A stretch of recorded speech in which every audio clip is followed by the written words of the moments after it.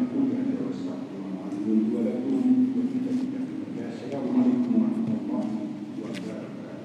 bagi siap. Dia hantar ni fotokopi. Assalamualaikum. Barakallah. Jazakallah khair. Ini buka.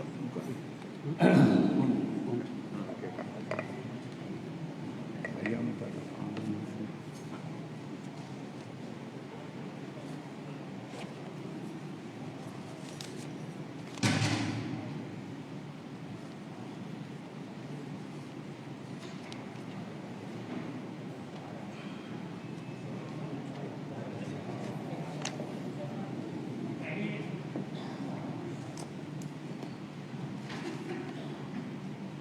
Bismillahirrahmanirrahim. Assalamualaikum warahmatullahi wabarakatuh. Alhamdulillahi rabbil alamin. Wa bihi nasta'in. Salatu wassalamu ala asyrafil anbiya'i wal mursalin. Sayyidina wa habibina Muhammadin wa ala alihi wa sahbihi ajma'in. Ishrah li sadri wa yassir li amri wahlul 'uqdatam min lisani yafqahu qawli. Wala hawla wala quwwata illa billahil 'aliyyil 'azim. Wala hawla wala quwwata illa billahil 'aliyyil 'azim wa amma ba'd. Sahabat fadilah, tuan pengurusi masjid, ahli jawatan kuasa Masjid Pajak Song, tuan-tuan sidang jemaah, para muslimin yang dikasihi sekalian, alhamdulillah, syukur pada Allah Subhanahu wa taala dengan limpah rahmatnya, pada petang ni dapat sama-sama kita meneruskan pengajian dengan kitab Khulasah Nurul Yaqin, iaitu ringkasan sirah Nurul Yaqin, yang mudah-mudahan kita semua diberi rahmat oleh Allah Subhanahu wa taala. Tuan-tuan sidang jemaah yang dikasihi sekalian, tengok masjid lawa, renovation baru buat ya depan. Dulu bisa mai tak apa nampak lagi. Ni nampak elok, putih kan. Dan sewajarnya macam itulah keadaan masjid, nah. Jangan duk hias banyak sangat. Hias banyak sangat jadi sabut. Nah. Jadi orang kata khusyuk tu hilang. Khusyuk tu hilang. Dan alhamdulillah bagus nah. Warna putih hias semua, senang. Nah. Kita kalau boleh sejadah pun cari yang warna putih, yang warna putih. Jadi tak banyak gambar sangat. Nah, tak banyak gambar.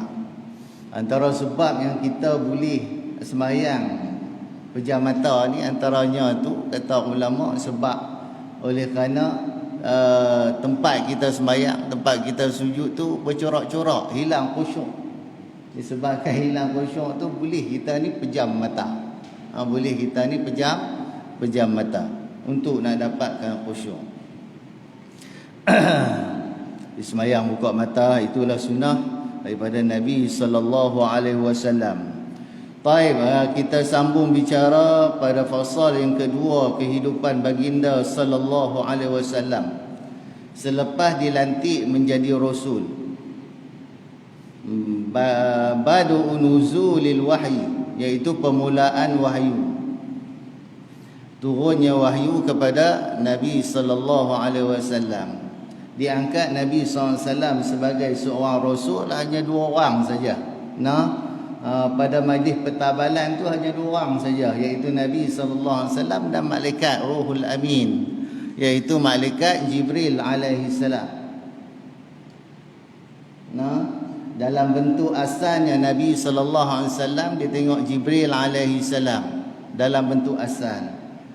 Semasa hidupnya Nabi sallallahu alaihi wasallam 2 kali. 2 kali. Ada riwayat kata 3 kali. Nabi sallallahu alaihi wasallam pernah lihat Jibril pada rupanya yang asal. Pada rupanya yang asal. Jadi malaikat Jibril ni merupakan ketua malaikat, mempunyai sayap. Sebelah sayap ada 3 ratui. Sebelah sayap lagi 300. Semua 600 sayap. Itu sayap malaikat Jibril alaihi salam. Nah, ketika di kaki bukit di mana Jabal Nur, ketika turun daripada Gua Hira. Pada masa tu Jibril menampilkan dirinya, menampakkan dirinya dalam rupa yang asal, iaitu rupa yang bersayap. Rupa yang bersayap. Dan dia kata, aku adalah Jibril.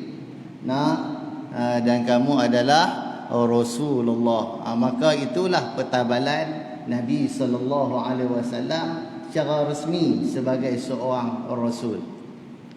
Pada usianya, disebut dalam kitab ni, lamma balagha arba'ina min umrihi, setelah umurnya sampai 40 tahun.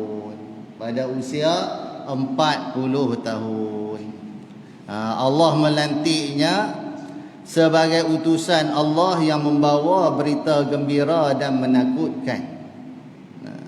Baginda menyeru kepada kebenaran dengan izinnya dan sebagai pelita yang menerangi. Wa ma arsalnaka illa kafatan linnas. Itu diutuskan Nabi SAW untuk seluruh manusia. Wa ma arsalnaka rahmatan lil alamin, dan tidak kami utuskan kamu wahai Muhammad melainkan menjadi rahmat bagi sekalian makhluk Allah Subhanahu wa taala. Masih Allah semua makhluk, selain daripada Allah taala semuanya makhluk. Tak kira lah besar mana pun. Walaupun dia arash, walaupun dia kursi, walaupun dia dunia sebagainya, semua ni adalah makhluk Allah Subhanahu wa taala. Itu semua makhluk Allah. Makhluk ni barang yang baru diciptakan, barang yang diciptakan oleh Allah Subhanahu wa taala, itu makhluk. Wa qad bada al-wahyu bi ru'ya as-sadiqah, dan sesungguhnya permulaan wahyu dengan mendapat mimpi. Jadi wahyu turun pada Nabi SAW dalam mimpinya. Nabi kita sallallahu alaihi wasallam, iaitu ru'ya as-sadiqah, iaitu mimpi yang benar. Ada mimpi yang merapu, mimpi kena ligan dengan harimau, mimpi kena ligan dengan ular, mimpi kena ligan dengan musang, dan macam-macam lagi lah mimpi. Ada mimpi yang mainan syaitan, bukan mimpi yang benar. Ada mimpi yang benar.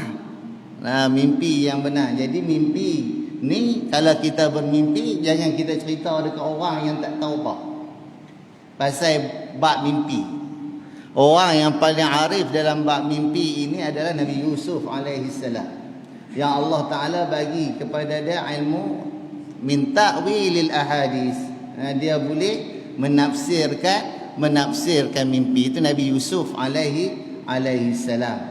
Dan Nabi kita sallallahu alaihi wasallam pun boleh menafsir mimpi.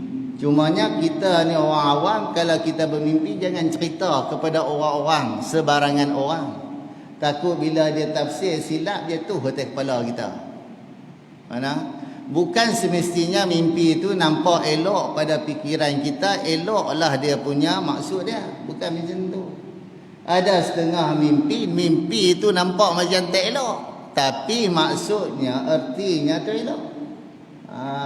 Jadi mimpi jangan duk cerita ke orang. Habis-habis nak tahu pasal mimpi, bukalah kitab Tafsirul Ahlam daripada Ibnu Sirin.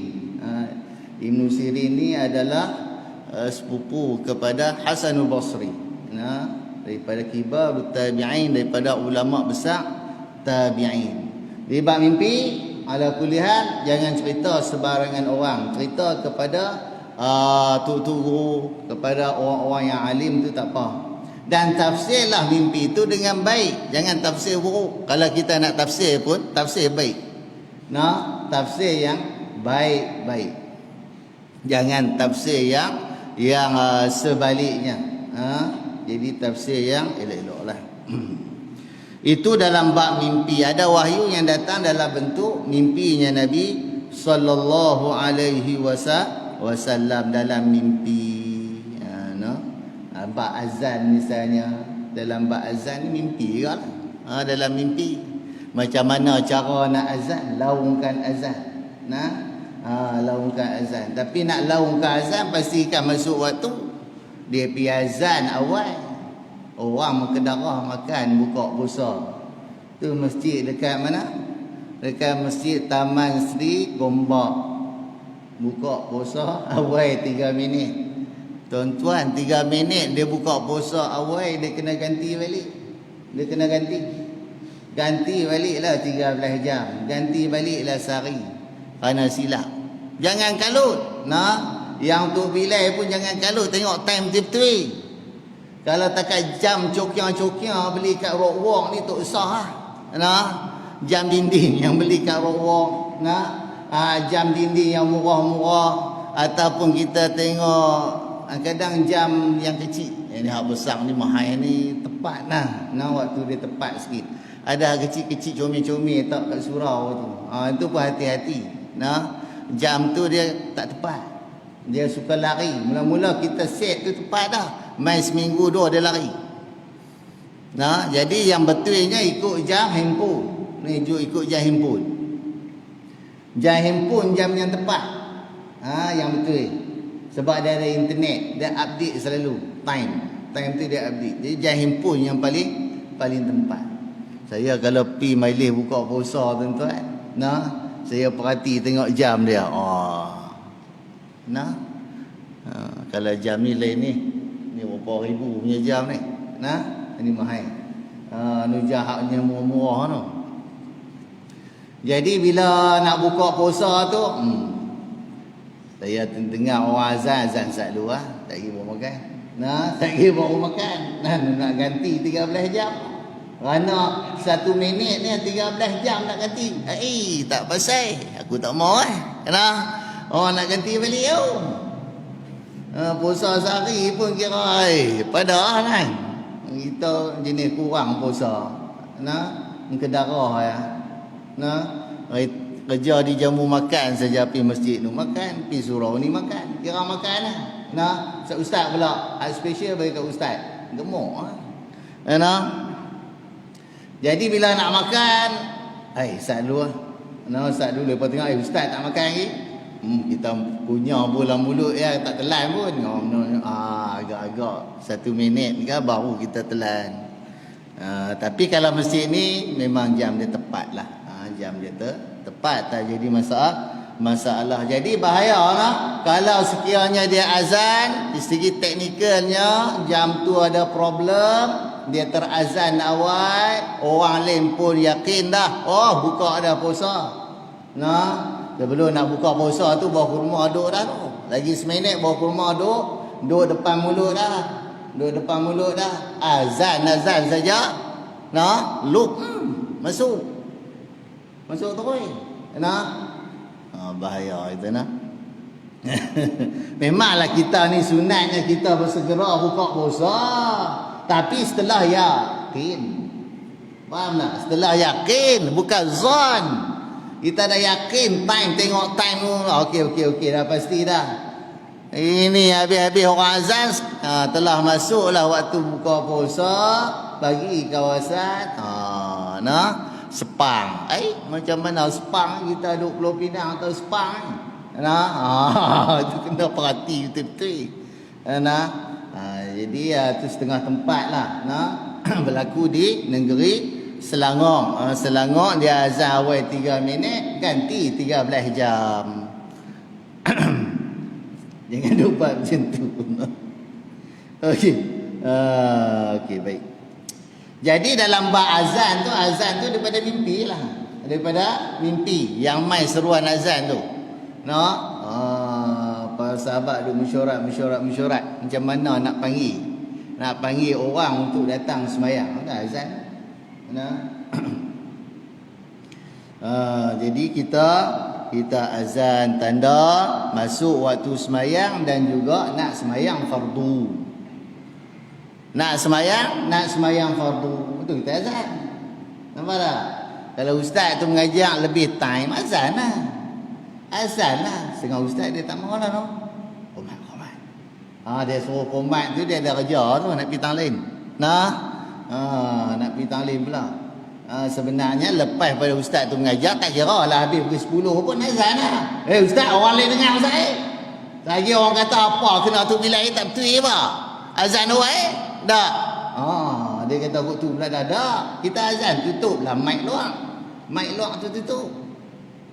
Mic luar tu kita tutup. Ni mic dalam orang dalam dia lah dengar. Azan juga. Kalau sembahyang yang tak ada azan hukumnya makruh. Macam kita masuk masjid tak sembahyang sunat tahiyat masjid hukumnya makruh. Nampak tak? Bila kita masuk ada majlis mengaji, kuliah ilmu tazkirah. Yang tu kita duduklah. Duduk kita baca subhanallah alhamdulillah wala ilaha illallah wallahu akbar wala haula wala quwata illa billahil aliyil azim 4 kali. Itu kita baca. Ganggu orang duk mengajar pula dia tengok kita kan. Kita pun segan orang duk tengok kita. Kita kalau tak mau sembahyang tahiyat masjid. Masa ni sejam ke setengah jam kan.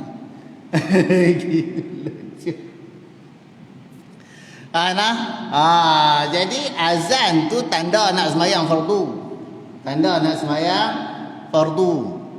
Nabi SAW pernah terlewat sembahyang subuh bersama dengan bala tentera. Suruh Sayyidina Bilal gerak, Sayyidina Bilal pun tidur elok. Letih tak kata, semua letih. Balik pada peperangan. Jadi Nabi SAW tak sembahyang lala tu. Nabi SAW bergerak ke satu tempat. Lalu Nabi SAW suruh Bilal azan sebagai tanda nak sembahyang fardu. Nak tanda sebagai sembahyang fardu. Maka Sayyidina Bilal pun azan.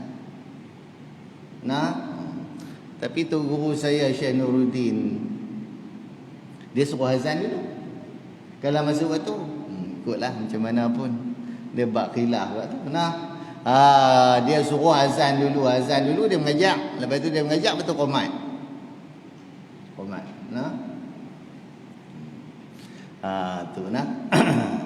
Jadi kalau kita pukul berapa pun kita azan dulu. Pelan pun tak apa.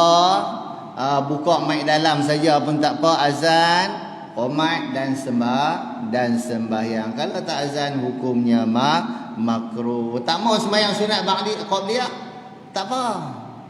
Isya selalunya tragedi ni berlaku waktu isya lah kan. Waktu isya ustaz kata qomat tu ya.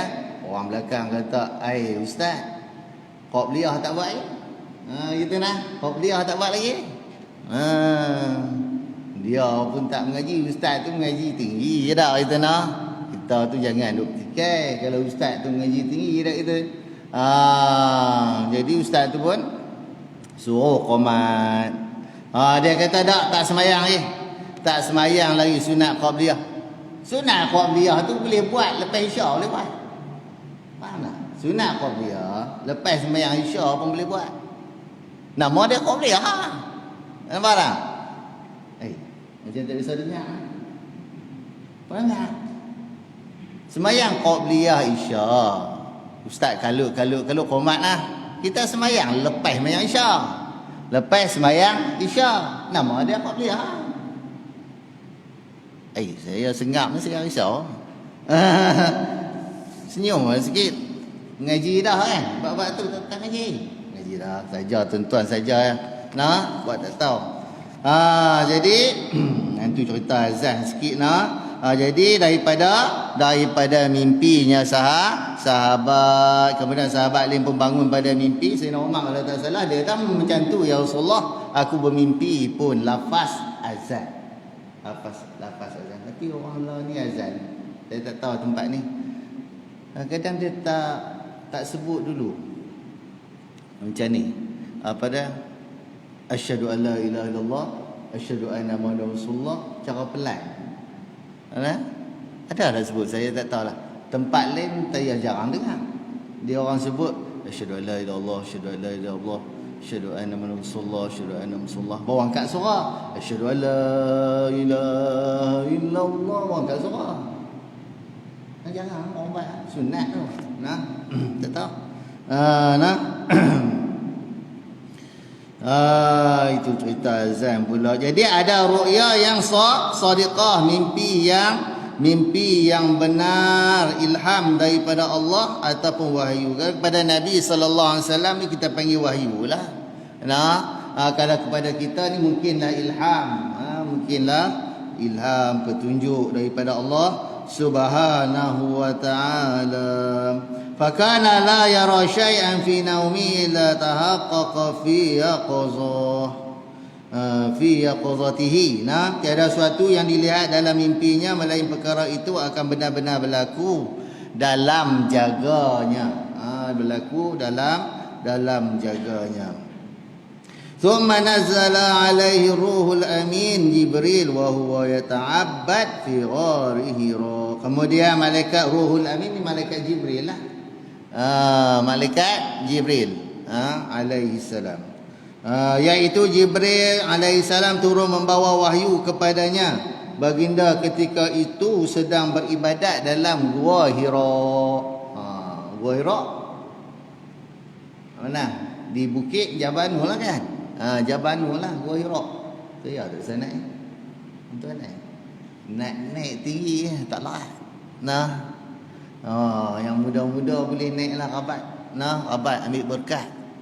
Ambil berkat tempat Nabi SAW mendapat wahyu yang pertama yang Nabi bermunajat kepada Allah Subhanahu wa taala di Gua Hira.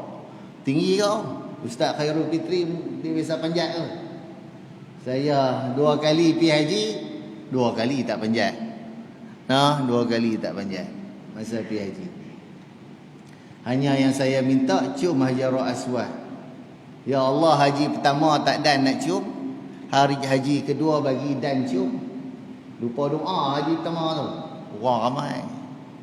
Ada yang bertolak, ada yang macam-macam. Kita tengok tak tergamak tadi. Dah itu lelaki perempuannya di depan Baitillahil Haram. Ya Allah, punya nak cium Hajarul Aswad sampai tercabut habis.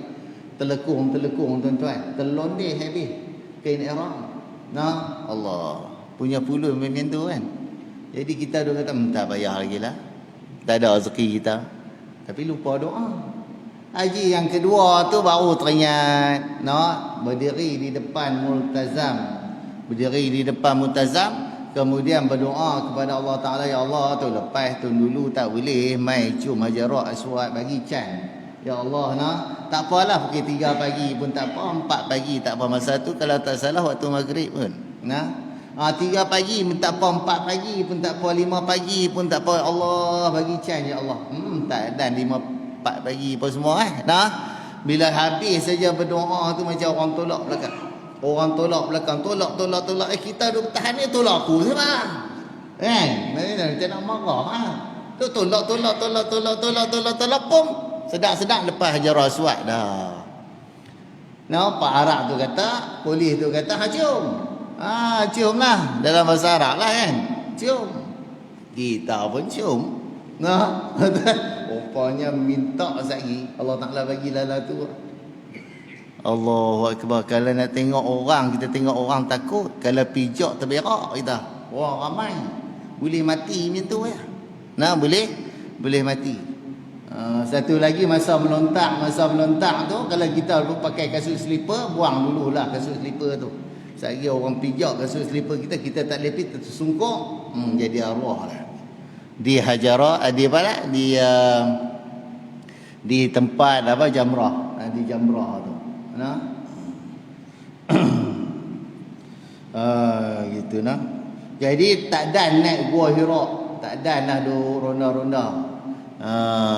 Ustaz Khairul Fitri ni dia rajin bawa umrah. Mungkin boleh pergi banyak tempat tempat-tempat peninggalan Nabi sallallahu alaihi wasallam. Baginda ketika itu sedang beribadat dalam Gua Hira. Kemudian disebut sini iaitu nazala alaihi ruhul amin, malaikat lah. Jadi malaikat Jibril ni ada lagi malaikat yang besar lagi. Malaikat yang besar tu malaikat yang tanggung arash. Tapi kalau nak kira malaikat Israfil dengan malaikat Jibril besar lagi malaikat Israfil. Sebab malaikat Israfil dia ada 1,200 sayap. Dia ada 1,200 sayap. Malaikat ni sayap tak sama. Ada malaikat 2 sayap. Macam Jibril ni ketua malaikat, dia ada 600 sayap. 300 kiri, 300 kanan, 600. Malaikat Israfil yang tiup sangkakala tu, dia ada 1,200 sayap. Kanan 600, kiri 600. Semua 1,200 sayap. Besar. Sehingga Jibril pernah kata, dia kata bahawa kalau malaikat Israfil dia buka sayap dia semua. Sayap dia semua berapa? Tadi 1,200 sayap tu dia buka semua. Malaikat Jibril boleh menyorok. Boleh menyorok kot sayap dia tu. Gitu nah. Itu. Ni malaikat Israfil ni 1,200 sayap. Satu saja saya ataupun sebelah saya malaikat Jibril boleh tutup dunia ni. Nah, dia buka sekali lah sayap kiri kanan dia tu boleh tutup dunia. Punya besar sayap dia. Nah. Malaikat Israfil 1,200 sayap. Malaikat paling besar malaikat tanggung Arash. Ada berapa sayap? 2,400 sayap. Lagi besar. Nah, punya lah besar. 2,400 sayap. Nah, malaikat Israfil boleh duduk. Nah, boleh orang kata menyorok di samping malaikat yang menanggung Arash. Kalau sekiranya dia buka sayap dia, semua malaikat Israfil boleh menyorok lah orang kata. Boleh berteduh, boleh tutup. Malaikat Israfil besar tak besar malaikat yang menanggung Arash. 4 orang malaikat yang tanggung Arash campur dengan 4 lagi orang malaikat apa? Jibril, Mikail, Israfil, Israel. 8 malaikat tanggung Arash Allah Subhanahu wa taala. Tak payah atas dunia ni. Tak pernah tengok malaikat-malaikat ni kan kita boleh tengok. Benda-benda sam'ayat, benda ghaib kita tak boleh tengok. Tengok di mana? Tengok di mahsyar.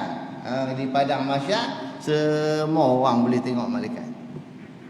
Nah, semua orang boleh tengok malaikat Allah Subhanahu wa taala yang besar-besar. Takat kita ni Allah kecil. Kecil saja kita ni tu pun kita punya belagaklah sombong. Nah, sebenarnya kita ni kecil nak dibandingkan dengan malaikat. Malaikat langit pertama besar dah. Malaikat langit kedua itu besar dia 100 kali ganda malaikat langit pertama. Besar mana tu tahu. Nah, kembali kepada malaikat yang tanggung Arash, di antara apa nak? Di antara apa nama telinga dan bau dia ni. Besar tak besar telinga dia ni dengan bau dia. Kalau tak salah tu perjalanan 700 tahun. Perjalanan 700 tahun. Oh, tuan-tuan tu saya fikir besar mana. Sebab alam akhirat ni alam pelik. Dia pelik. Duduk dalam syurga pun pelik. Duduk dalam na'udzubillah lah neraka tu kan. Pelik. Dia pelik. Dia tak macam kita nampak tu. Tu lama la ainu ra'at, mata tak pernah tengok. Telinga tak pernah dengar, hati tak pernah terlintas. Betapa hebatnya syurga. Ciptaan Allah Subhanahu wa taala. Di mahsyar pun boleh tengoklah besarnya malaikat. Boleh tengoklah neraka ni dia ada kepala. Dia ada kepala, mata dah. Mata dia bercahaya, ada mata. Ada tengkuk, neraka jahanam. Dia ada tengkuk semua. Itu neraka jahanam pelik-pelik. Masuk saja dalam syurga 60 hasta macam tu ada. Segak macam Nabi Yusuf alaihi salam. Segak macam Nabi Yusuf yang lelaki lah. Segak macam Nabi Yusuf alaihi salam. Masuk 60 hasta tinggi macam tu ada. Tinggi macam tu ada. Dia belai lah, dia besar dia. Jadi besar. Bila mana masuk ke dalam syurga, orang masuk dalam neraka, Allahu Akbar. Neraka pun dia jadi makhluk besar-besar belaka. Dia jadi makhluk besar-besar hadut dalam neraka, liyazuqul azab, supaya mereka ni dapat rasa kesakitan, siksaan daripada Allah Ta'ala. Dan orang dalam syurga supaya dia dapat nikmat senikmat-nikmatnya, semua dia dapat capai di dalam syurga Allah Subhanahu Wa Ta'ala. Pada usia orang lelaki itu 30 ataupun 33 tahun pada usia tu. Tak tua dah. Usia tu orang perempuan pun macam tu lah. Yang mana tak kahwin boleh kahwin dalam syurga Allah Subhanahu Wa Ta'ala. Dalam syurga ni orang kahwin belaka, yang tak kahwin boleh kahwin. Jangan takut. Ada yang tak kahwin. Kahwin di dalam syurga Allah Subhanahu Wa Ta'ala. Wa akramahu Allah qabla an-nubuwah bi mu'jizat. Jadi Allah Taala beri pada Nabi SAW mukjizat banyak. Mukjizat. Antara kelebihan yang Allah Taala bagi pada Nabi sallallahu alaihi wasallam iaitu wajahnya cantik, suaranya sedap. Macam buluh perindu Nabi Daud alaihi salam. Kita nak suara Nabi Daud sedap, jadi kata Anas bin Malik bahawa setiap Nabi itu yang Allah Ta'ala utuskan, daripada berapa ramai Nabi ya?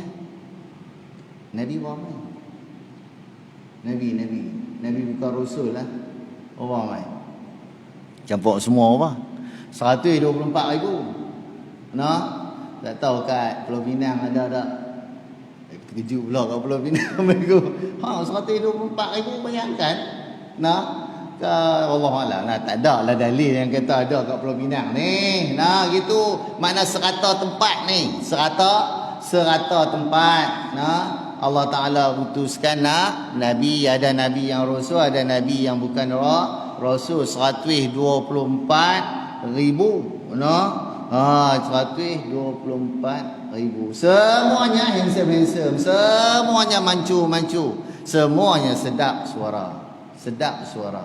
Tapi Nabi kita Muhammad sallallahu alaihi wasallam, kata khadamnya Sayyidina Anas, kata sahabatnya Sayyidina Anas, bahawa Nabi kita itu paling cantik.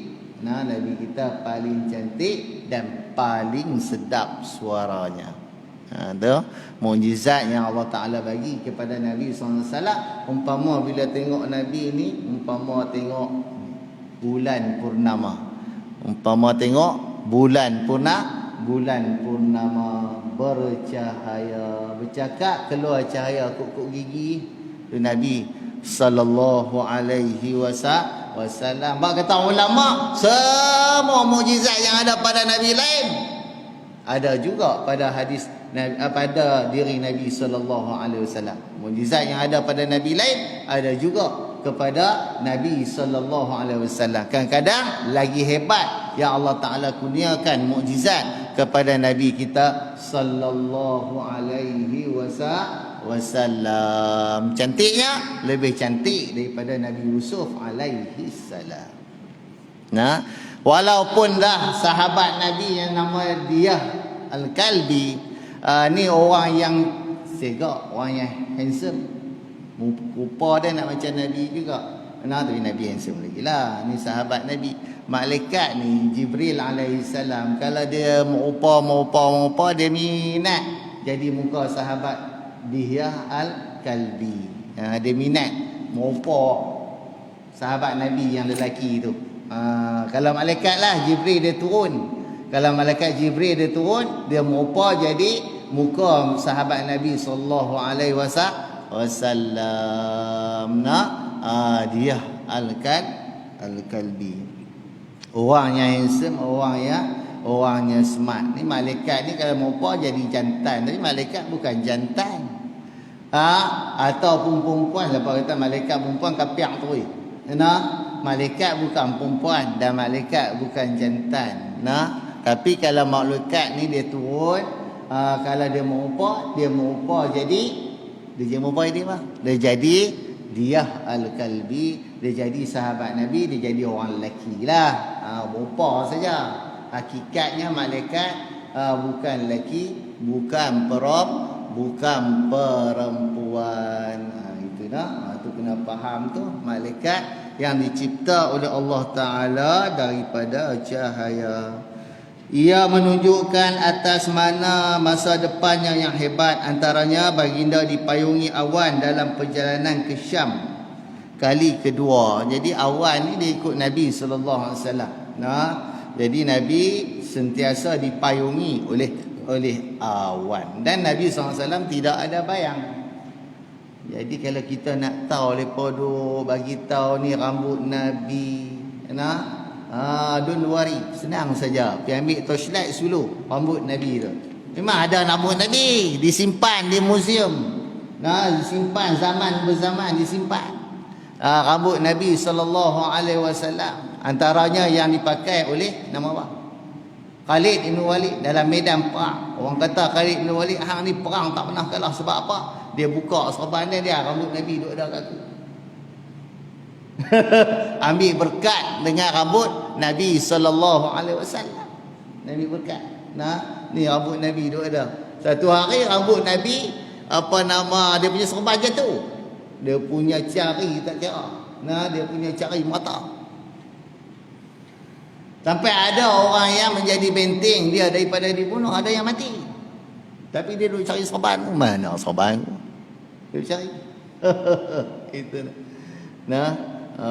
Sampai macam tu sekali sayang dia kepada Nabi SAW. Dia takut rambut tu jatuh kepada orang-orang kafir, kepada orang-orang musyrikin. Jadi dia selamatkan rambut Nabi sallallahu alaihi wasallam. Tandanya boleh ambil berkat dengan kesan dengan tinggalan Nabi SAW. Ni orang duk bahas tentang masalah pakai apa? Ni capar dah itu replika capar Nabi itu wala. Ada orang duk petikai lah apa macam-macam lah. Jadi kita pakai ni moga kita duk teringat ke Nabi itu. Ada apa? Teringat ke Nabi SAW. Capar ni hebat. Ada ulama-ulama karang tentang tajuk capar. Tajuk capar kita main lain kali pula. Gitu lah. Gitu lah. Awak tuan-tuan jadi sampai tang situ dah lah kot untuk petang ni tuan-tuan. Apa tuan-tuan pun kalut lagi nak kacau bubung apa? Bubung mana nama tu? Bubung kanji. Ada apa kanji kan? Macam-macam lagi lah aktiviti. Jadi mudah-mudahan Allah Subhanahu Wa Taala bagi kesempatan untuk kita berada terus di bulan Ramadan sehingga akhirnya, dan Allah Ta'ala terima segala amal kebajikan ibadat yang kita buat. Cuma satu nak abang, sembahyang tarawih kita 8 kan? 8 ke 20? Terbaik. Saya typis tengah tempat dia kata 8. Tak boleh ustaz banyak-banyak lepas SOP ustaz. Saya pun pening kepala dia. Setengah tempat boleh 20, setengah boleh 8. 20 bagus ya, alhamdulillah. 4 mazhab tuan-tuan 20 rakaat. 4 mazhab, bukan satu mazhab. Bukanlah saya nak habang duk lawan 28 laleh. Dia duk tengkak 28 apa pun dia tak buat. Ramadan nak habis dah, anak bulan pun duk monyeh nampak dah Syawal. Punya duk tengkak ikut suka hang lah nak buat apa pun. Cuma nak habang sikit segi ilmu saja, iaitu 4 mazhab kata 20 rakaat. Bayangkan 4 mazhab tuan-tuan. Cumanya bagi orang yang berada di Madinah Al-Munawwarah mazhab Malikinya tambah lagi. Jealous orang Mekah buat ibadat, dia cemburu. Orang Madinah cemburu kepada orang Mekah. Cemburu macam mana? 4 rakaat lepas tawaf. 4 rakaat lepas tawaf. 4 rakaat lepas tawaf. Lepas buat 20. Kena? 4 rakaat stop tawaf. 4 rakaat stop tawaf. 4 rakaat stop tawaf. Itu orang Madinah marah. Orang Madinah kata tak boleh jadi. Nak bagi imbang balik, kita tambah lagi. Bagi jadi 36 rakaat. Tu dia punya lumba macam tu. Lumba sampai macam tu. Hal lupa nak buat kebaikan ni. Nak buat ibadat ni. Nak ligan orang kata keampunan, nak ligan orang kata rahmat Allah Subhanahu Wa Taala. Wasari'u ila maghfirah, kan gitu. Jadi 36. Jadi dua pendapat dalam mazhab Malik. Kalau orang yang tak duduk di Madinah, dia pakai 20. Jadi 4 mazhab 20. Yang 36 tu yang duduk Madinah sebab mereka jealous dengan orang Mekah. Itu saja. Lah jealous tu bukan jealous yang haram tu. Jadi orang tu jealous nak buat ibadat lebih daripada orang lain berlomba-lomba. Kita alhamdulillah 20. Cumanya jangan tinggal sunat qabliyah, sunat ba'diyah, isya. Jangan tinggal sunat witir ni, belah balik. Dibalik dah. Balik sebab apa ni? Nak buat witir kat rumah. Lah, hang ni lah mayang lah siap-siap. Semayang siap-siap jemaah. Witir ni hanya bulan Ramadan, bulan lain mana ada? Adakah bulan lain witir berjemaah? Tak ada. Bulan lain ada witir tapi tak berjemaah. Kenapa kita nak tinggal? Sayanglah. Kalau hang nak tambah witir kat rumah, tambah satu lagi. Jadi 4 tambah satu lagi 5. Genap balik. Ganjil balik. Ataupun kalau tak mau buat witir, orang balik rumah makin tahajud sajalah. Tahajud sajalah, sembahyang witir. Letakkan witir di akhir sekali sembahyang. Itu hukumnya sunat. Bukan dia wajib pun. Macam orang duk tengkak. Orang kata ni, apa tegang orang tengkuk ni. Sah ni, mereka tak dapat sah ni, apalah bala yang Allah Ta'ala bagi kat kita ni, kita tak dapat sah. Fikir dapat sah tu sunat. Bukan ada wajib yang harus tegak apa. Adalah sebab, bukan saja-saja orang bagi renggang sah. Tu pun leceh. Yang paling leceh ada ustaz-ustaz sekali pula. Allah, kita kata aduh, aku sudahlah. Takkanlah mereka nak buat sesuatu yang tak betul. Lah kalau buat tak betul, mereka tanggung, kita bye-bye. Kita selamat. Lah, kita banyak kadang kita duk petikai ni. Tak apalah, nak bercakap tu hak masing-masing lah. Dia pun ada hujah, kita nak kata dia tak betul. Mungkin dia ada hujah dia sendirilah. Kita railah pendapat dia, kita nak. Cuma kita ni orang kata lebih eloknya kita dengan SOP lah. Dengan SOP yang diterapkan oleh kerajaan. Ikut sajalah. Mereka lebih mengetahui. Hatta dalam bab khilaf pun, bila mana fatwa dah keluar, contoh bab fatwa, bab swab test, kalau ikut mazhab kita Syafi'i, jolok masuk ke dalam ni, ke kusyum ni, dia masuk batal besar itu batal besar tak? Batal. Kalau jolok lebih ni, memang lebih pun. Kan? Tapi ada mazhab yang kata tak batal, mazhab Hanafi. Jadi fatwa ni, fatwa kebangsaan ni, dia cedok mazhab lain lah. Yang mana yang paling baik. Dia kira yang mana yang paling tepat, paling baik, paling rasional, paling sesuai untuk rakyat Malaysia. Dia keluarlah satu daripada pendapat mazhab Hanafi. Walaupun dia pendapat mazhab Hanafi, tapi di segi fiqahnya, dari segi fiqah, kita kena terima disebabkan dia adalah pemerintah. Sebab pemerintah ni dia boleh menolak segala khilaf. Segala khilaf ulama dia tolak. Sebab tu kita niat puasa apa sebulan. Tu mazhab Maliki. Yang tu boleh ikut pula. Berai. Tolak berai. Patutnya bagi berai bulan apa ni? Saya nak sembang jenuh setengah jam 45 minit tak cukup. Okey. Bab berai. Dia mazhab kita 3 mazhab. Bagi makanan, bagi berat, bukan bagi duit. Bagi duit tu mazhab Hanafi ya. Tapi kita bagi duit tak apalah. Sebab mungkin duit tu lebih afsah, lebih senang dia nak gunakan duit kan. Kalau beras ni jenuh duk tanggung beras, jenuh duk tolak kita. Tapi itu yang betul ya. Bagi beras. Tapi okeylah, ikutlah yang mana masjid buat, iaitu bagi duit ke ataupun dengan harga berai ke, macam-macam lah kan. Itu saya sebab nak sebut segi ilmu sajalah, ilmiah sajalah. Tak jadi masalah apa yang kita duk buat tu betul dah. Cukup ke untuk petang ni tuan-tuan? Duk kira cukup.